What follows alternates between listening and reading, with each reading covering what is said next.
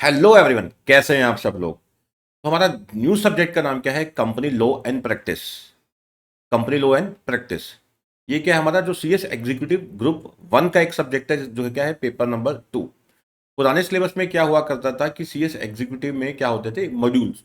Module बोलते थे, होता था ग्रुप ही है, मॉड्यूल 1 मॉड्यूल 2 ऐसे। ठीक है, तो वहां पे भी क्या था? कंपनी लॉ का एक पेपर था, तो हमारे लिए सबसे इंपॉर्टेंट होता है सीएस के स्टूडेंट्स के लिए। ठीक है, तो अभी क्या है कि ग्रुप वन में ही है, मॉड्यूल का नाम चेंज होकर ग्रुप हो गया है, बस इसमें फर्क है। ठीक है, और ग्रुप में क्या है कि जो पेपर नंबर 2 है वो हमारा क्या है? कंपनी लॉ एंड प्रैक्टिस का पेपर है।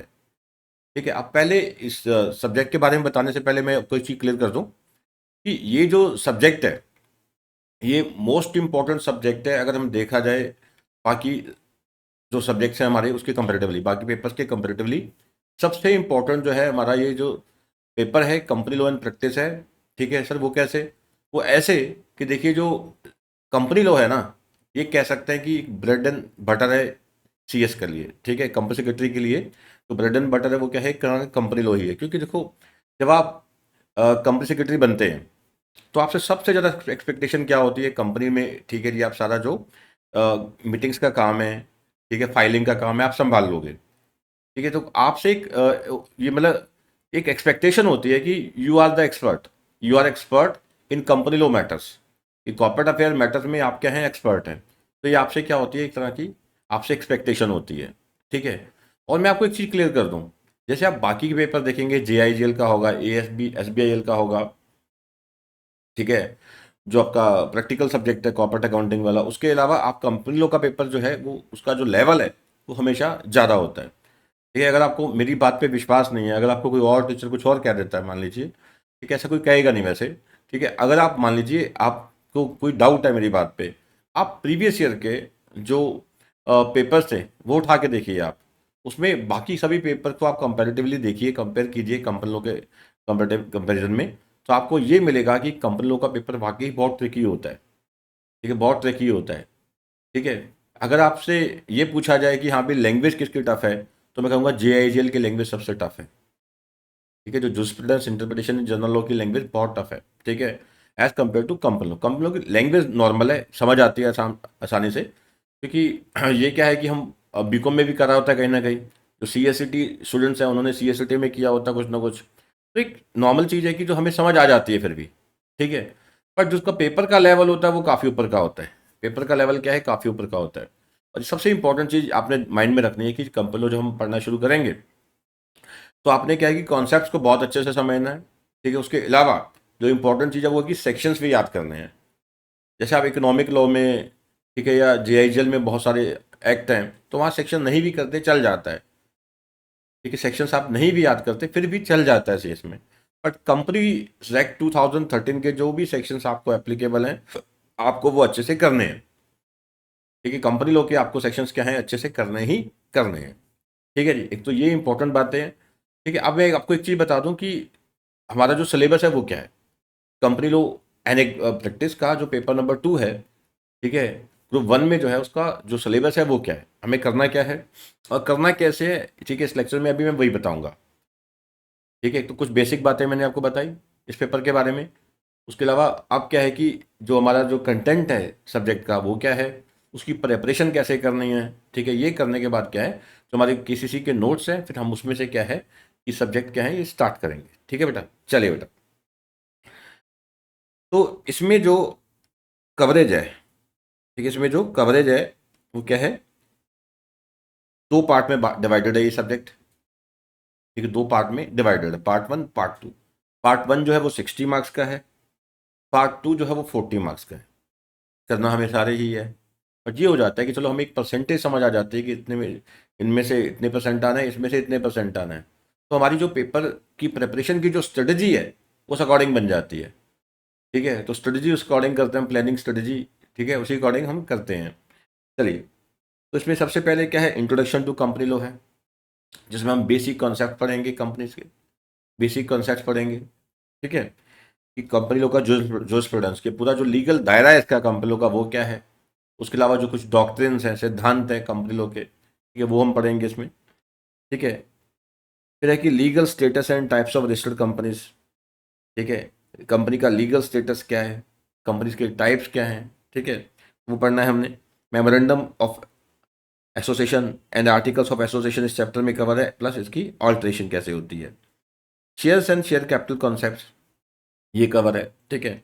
Member and share holders, debt instruments जो डिबेंचर्स वगैरह के बारे में आ गया, ठीक है, डिपॉजिट्स के बारे में आ गया। चार्जेस जब कंपनी लोन लेती है, ठीक है, वो कवर्ड है। डिस्ट्रीब्यूशन ऑफ प्रॉफिट हो गया, डिविडेंड यानी कि, ठीक है। अकाउंट्स एंड ऑडिटर्स, ठीक है, books of accounts and audit chapter cover है इसमें, ठीक है। बुक्स ऑफ अकाउंट्स क्या है, ठीक है, और 128 से लेके 138, फिर ऑडिट स्टार्ट हो जाता है 139 के बाद, ठीक है। फिर एक कॉम्प्रोमाइज अरेंजमेंट एंड अमलगामेशन कॉन्सेप्ट ये कवर्ड है। डोरमेंट कंपनी का कॉन्सेप्ट, डोरमेंट कंपनी का कॉन्सेप्ट पहले एसबीआई में हुआ करता था, ठीक है, एसबीआईसी में होता था, ठीक है। अब न्यू सिलेबस में क्या है, डोरमेंट कंपनी का जो कंसेप्ट है ये क्या है, अब पूरा कंपनियों में कवर कर दिया इन्होंने। इंस्पेक्शन, इंक्वायरी एंड इन्वेस्टिगेशन ये एक चैप्टर है इसमें, ठीक है। ये सारे चैप्टर किस में आ रहे हैं, हमारे कंपनीज लॉ के जो पार्ट 1 है, ठीक है। इंट्रोडक्शन इसमें आ जाएगा, ठीक है, इंट्रोडक्शन आ जाएगा, मेमोरेंडम आ जाएंगे, आर्टिकल्स आ जाएंगे, ठीक है, और जो टाइप्स ऑफ कंपनीज है वो आ जाएंगे, ठीक है। इसमें डिविडेंड का चैप्टर आ जाएगा, बोरिंग्स जो हैं, डिपॉजिट्स हैं, डिबेंचर्स हैं, वो कवर हो जाएंगे। इंस्पेक्शन एंड इंक्वायरी कवर हो जाएगा, अमलगमेशन कवर हो जाएगा इस चैप्टर इसमें पार्ट ए में, ठीक है। ये 60 मार्क्स में है। और जो पार्ट बी है बेटा, उसमें जो फोकस किया गया है वो किया गया है कंपनी की एडमिनिस्ट्रेशन पे, मीटिंग्स के ऊपर एंड केएमपी के ऊपर, की मैनेजरियल पर्सनल के ऊपर, ठीक है। बोर्ड का कंपोजिशन क्या होता है, बोर्ड का कंपोजिशन क्या होता है, ठीक है। केएमपी की अपॉइंटमेंट कैसे होती है, कैसे उनको हटाया जा सकता है, ये सब बातें क्या है जो पार्ट 2 है उसमें कवर की गई हैं 40 मार्क्स में, ठीक है। जनरल मीटिंग्स है, डायरेक्टर्स के बारे में सारा आ गया, ठीक है। डायरेक्टर्स हैं, board composition and powers of board, meetings of board, इस कमिटीज, CSR सेक्शन 135 हम पढ़ेंगे। Corporate social responsibility, annual report concepts, KMP की managerial personnel and their remuneration, तो ये सब क्या है, ये 40 मार्क्स में है, ठीक है। तो कहने का भाव क्या है कि जो आपका कंपनी लॉ एंड प्रैक्टिस का जो सिलेबस है इसको 2 पार्ट में डिवाइड किया हुआ है, और हमने कैसे करना है मैं वो भी बताऊंगा, और कैसे आपने प्रिपरेशन करनी है वो भी मैं आपको अभी बताता हूँ, ठीक है। अब कंपनी लॉ का जो पेपर है ये 2 पार्ट में डिवाइड है, हमें समझ आ गया। पार्ट ए, ठीक है, आप कह सकते हैं पार्ट 1 पार्ट 2 जैसे मर्जी बोल लीजिए, कुछ फर्क नहीं पड़ता उससे, ठीक है। पार्ट 1 पार्ट 2, पार्ट 1 में क्या है देखा जाए तो, ठीक है, यहाँ पे क्या है कि बेसिक कॉन्सेप्ट्स कवर्ड है पहले तो, ठीक है। बेसिक कॉन्सेप्ट जैसे सेक्शन 1 हो गया, डेफिनेशंस क्या है सेक्शन 2 में, वो सब मेमोरेंडम के सेक्शंस हैं, ठीक है, वो सब कवर है इसमें, ठीक है जी। यानी कि बेसिक्स कवर्ड है इसमें, तो मैं शॉर्ट में कहूँ बेसिक्स कवर हो जाते हैं इसमें, ठीक है। साथ में डेफिनेशन जो है बेसिक्स में वो कवर है। मेमोरेंडम एंड आर्टिकल्स हो गया, ठीक है, ये कवर्ड है। उसके अलावा जो डिपॉजिट्स हैं, डिविडेंड है, अकाउंट्स, ऑडिट, ठीक है। उसके अलावा जो अमेलगामेशंस हो गया, ठीक है, मर्जर डी मर्जर वगैरह, और उसके अलावा क्या है यहाँ पे cover, inspection and inquiry, inspection and inquiry. और हाँ, जो पार्ट 2 में फोकस किया गया है, ये 60 मार्क्स की हमने बात की, ठीक है। पार्ट 2 पे जो फोकस किया गया है वो 2 ही बातों पे फोकस किया गया है, 2 ही बातों पे फोकस, ठीक है।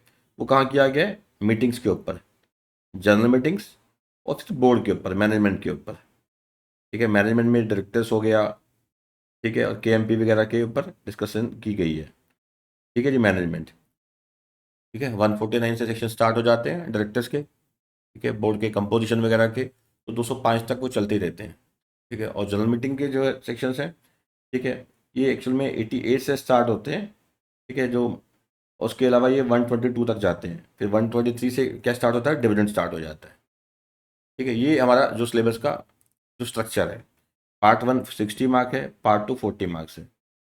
अब आपने जब प्रिपरेशन करनी है इस चीज़ पे मैं बोल रहा हूँ कि ध्यान नहीं देना, इस चीज़ पे आपने फोकस ही नहीं करना कि पार्ट 1 में क्या है, पार्ट 2 में क्या है, ठीक है। हमें तो सारा करना है भाई, सारा ही करना है, उस चीज़ पे हमें फोकस करना है।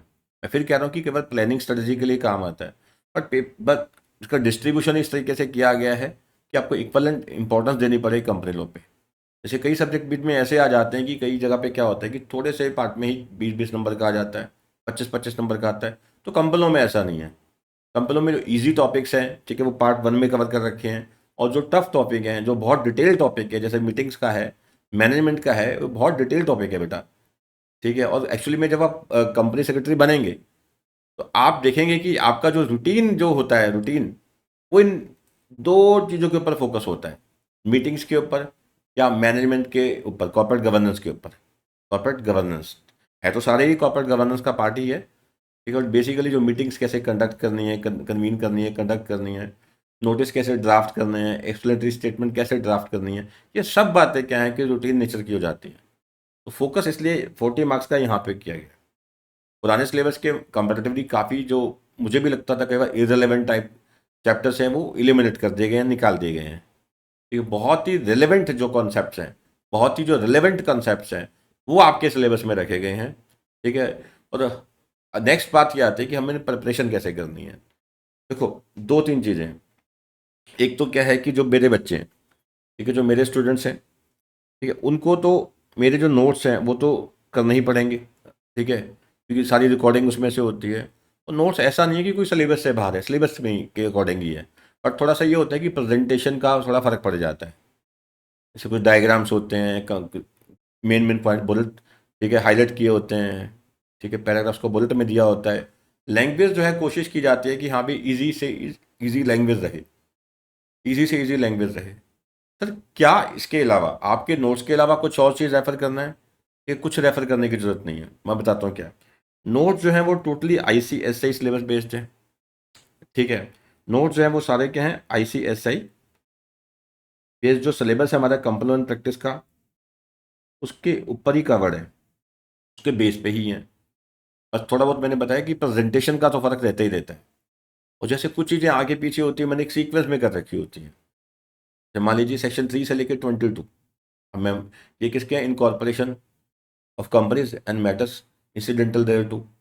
तो वो एक क्या है कि सेक्शन 3 से लेकर 22 मैंने एक सीक्वेंस में लगा रखा होता है, ताकि बच्चों को सेक्शंस याद करना आसान हो जाए, सेक्शंस याद करना आसान हो जाए, ठीक है। तो मतलब कि जो प्रेजेंटेशन होती है किस तरीके से होती है कि जहाँ पे आपको एक समझ आ सके चीज़ें आसानी से, और आपको जो सेक्शंस है वो अच्छे से याद हो सके। तो मेरा फोकस उस चीज़ पे होता है हमेशा। तो कवरेज वही है जो ICSI के सिलेबस में है, वही है सारा, और उसके अलावा कुछ फालतू कवर नहीं होता, ना उसमें से कुछ एलिमिनेट किया जाता है, ठीक है। चलिए, एक तो नोट्स रेफर करने हैं, उसके अलावा मैं आपको क्वेश्चन आंसर बुकलेट देता हूँ एक, ठीक है। जैसे अब जो भी क्वेश्चन आंसर्स आए होते हैं पास्ट ईयर के, ओल्डर सिलेबस में है या न्यू सिलेबस में, वट एवर जो भी होंगे, ठीक है, वो सारे क्या हैं कि क्वेश्चन आंसर्स क्या हैं, कवर्ड है। उसके अलावा अपनी तरफ से कुछ ना कुछ क्वेश्चन आंसर्स ऐड किए होते हैं, ताकि आपकी क्या है कि जो प्रैक्टिस है वो बहुत अच्छे से हो सके, ताकि आपकी क्वेश्चन आंसर की जो प्रैक्टिस है वो बहुत अच्छे से हो सके। आपको ये समझ आए कि आपने क्वेश्चंस को अटेम्प्ट कैसे करना है, कि सर ये क्वेश्चन एग्जाम में आएगा तो उसका हम आंसर कैसे लिखेंगे। बच्चों के ये क्वेश्चन बड़े होते हैं कि सर 3 नंबर का क्वेश्चन है, इसका आंसर कैसे देना है, कितना लेंथी होना चाहिए, 5 नंबर का है तो उसका कितना होना चाहिए। तो बच्चों के माइंड में ये चीज़ें रहती हैं, ठीक है। तो मैं आपको बता दूं कि लेंथ कोई खास मैटर नहीं करती प्रोफेशनल एग्जाम में, बेशक वो CS के हैं या CA के या CMA के, ठीक है, हमारा तो CS है, ठीक है ना। तो इसमें जो लेंथ है इतनी खास मैटर नहीं करती, मेन है कि आपने जो लीगल प्रोविजन है उसको कैसे लिखा, लीगल प्रोविजन कैसे लिखी, उस चीज़ पे हमने फोकस करना है। तो मैंने जो आपको एक नोट्स देने हैं और साथ में देनी है क्वेश्चन आंसर्स, एक बुकलेट, ठीक है। जैसे जैसे आप चैप्टर करते जाएं, साथ में जो क्वेश्चन आंसर बुकलेट है उसमें से क्या है कि उस चैप्टर के क्वेश्चन आंसर साथ साथ आपने करने हैं, कि वो क्वेश्चन आंसर साथ साथ करने हैं।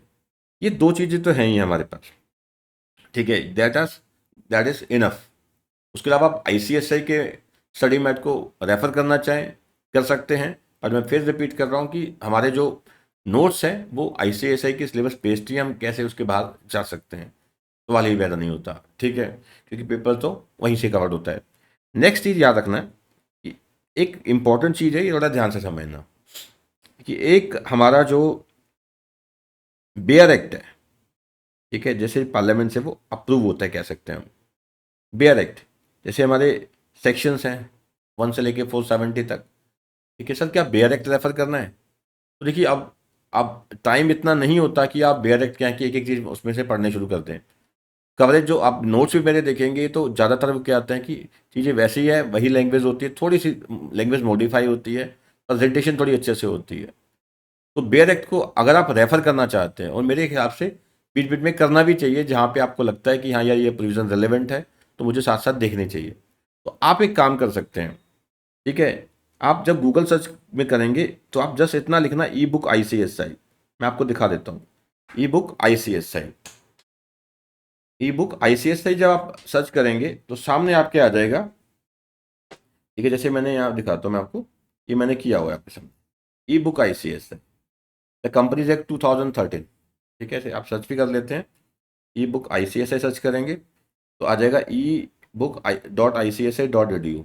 ये बहुत ही शानदार है, मैं तो यहाँ से रेफर करता हूँ, जो अमेंडमेंट्स आती हैं, ठीक है, मैं यहीं से रेफर कर लेता हूँ, ठीक है। इसका फ़ायदा क्या है सर?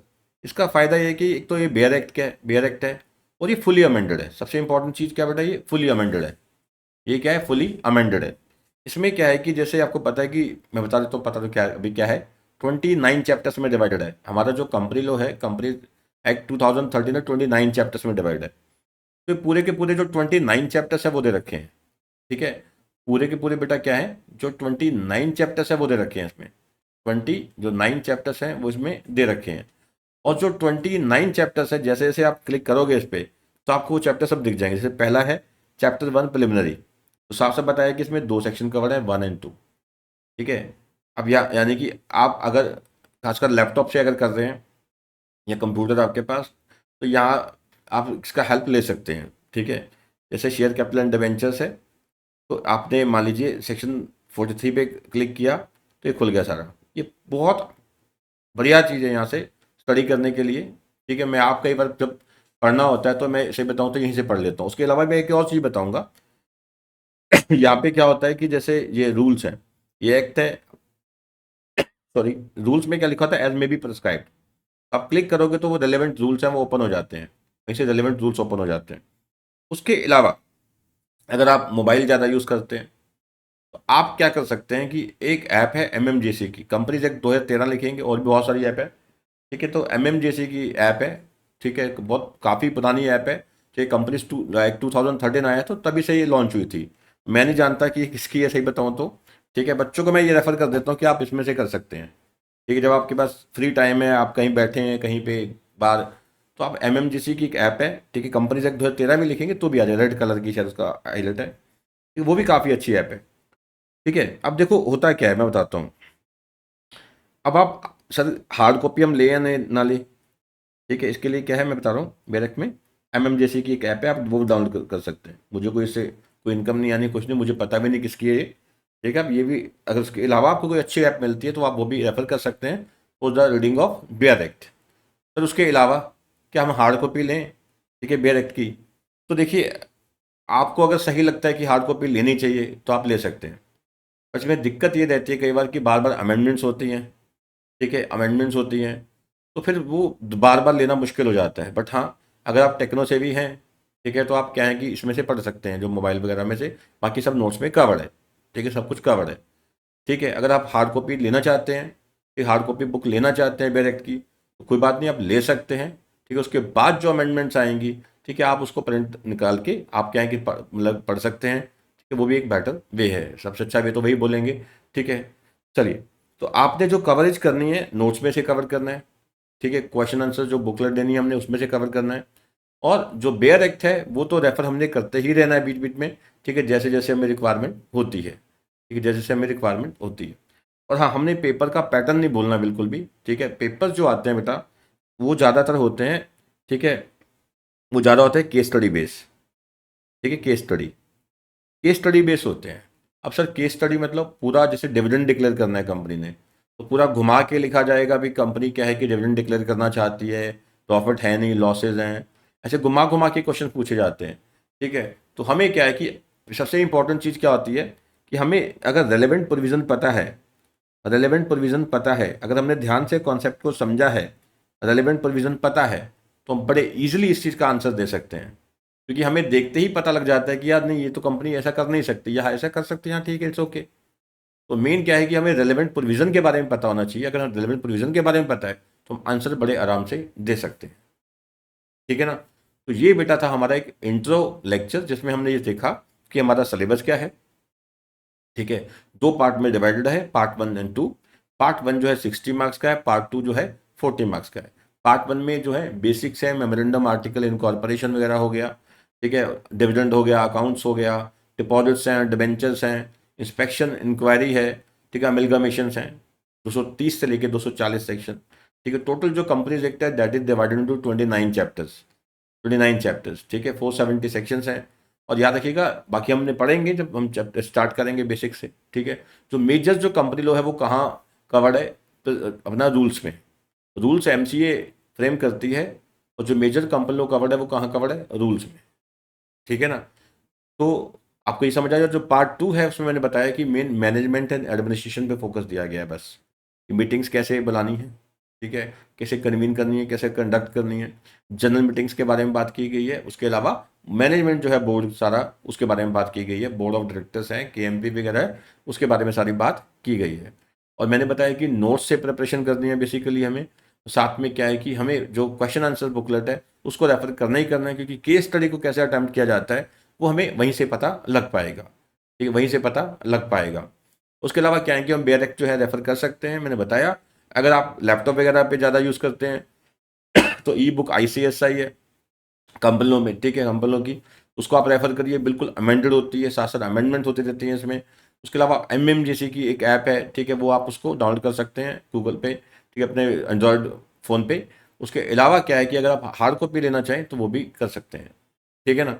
चलिए बेटा, इस लेक्चर में इतना ही है। बाकी क्या है कि फिर हम जैसे नेक्स्ट जिस लेक्चर में हम क्या डिस्कस करने वाले हैं, जो हमारा सिलेबस है उसको हम स्टेप बाय स्टेप चलते जाएंगे, ठीक है बेटा। Thank you.